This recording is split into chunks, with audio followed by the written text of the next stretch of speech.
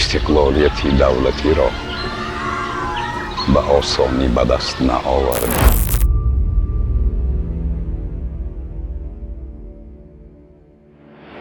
برای رسیدن به استقلالیت ما عزیزانمان را از دست دادیم.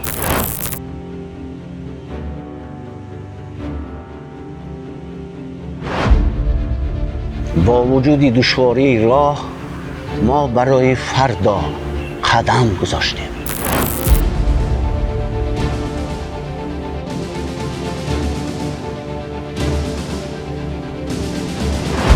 سی و یک سال مهنتی حلال و صادقانه.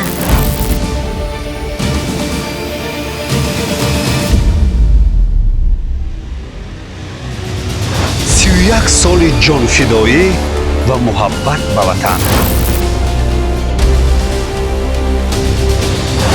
31 سالی باور داشتن به حیات درخشان.